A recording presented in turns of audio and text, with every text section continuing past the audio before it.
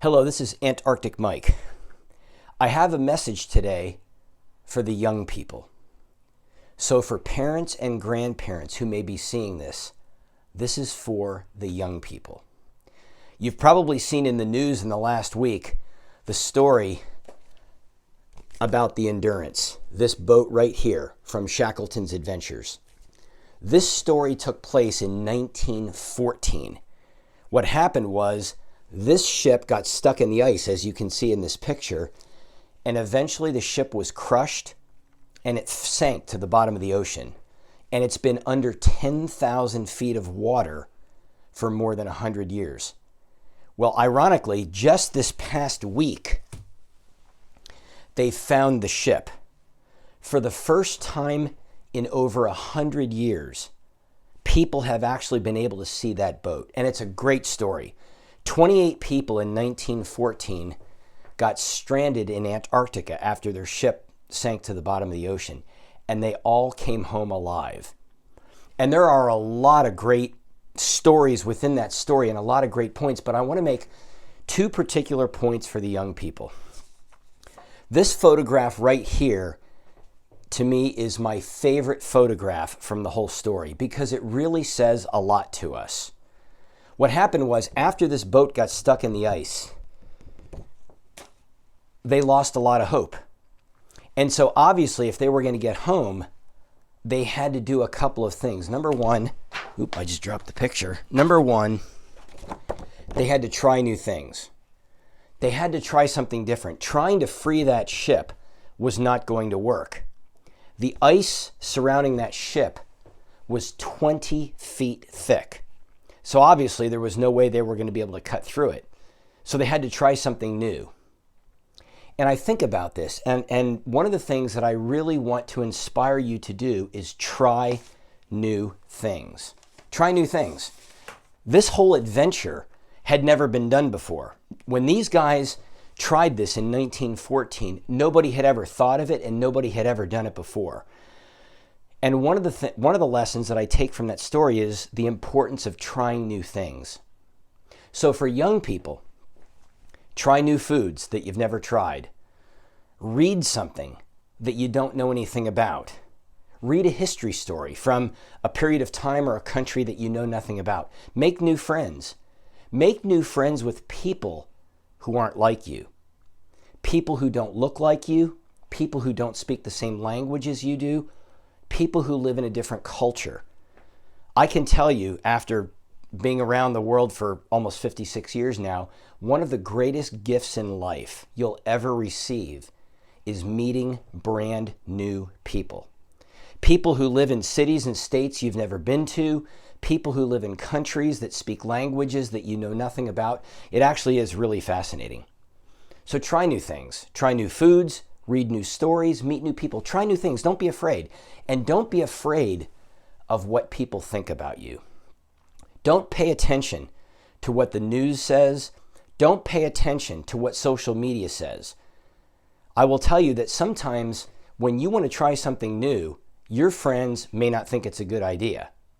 Okay, in 2005, I became so inspired by these guys, I wanted to go to Antarctica. And I wanted to run a marathon. Now, you see, the problem is I live in San Diego, California, and it really doesn't get very cold here. It never snows. And obviously, when you go to a place like this, it's going to be cold. So I ended up training in a commercial freezer for 2 years.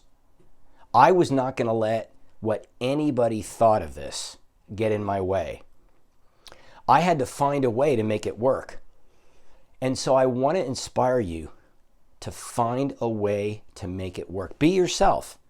Think about this. What is it that you want to do? What is it that you want to experience? Where do you want to see? Find a way to make it work.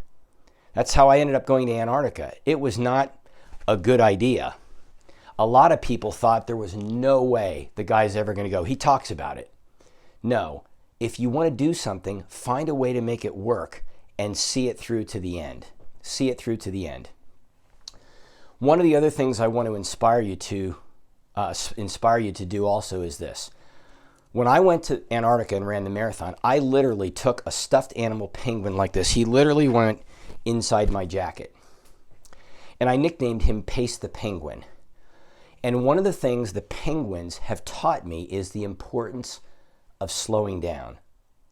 You look at films of penguins, they don't move very fast. They kind of waddle like this, and they go very slowly. They go about 1.5 miles an hour. Any of you watching this can walk faster than the penguins waddle. They don't go fast, but they're very consistent, right?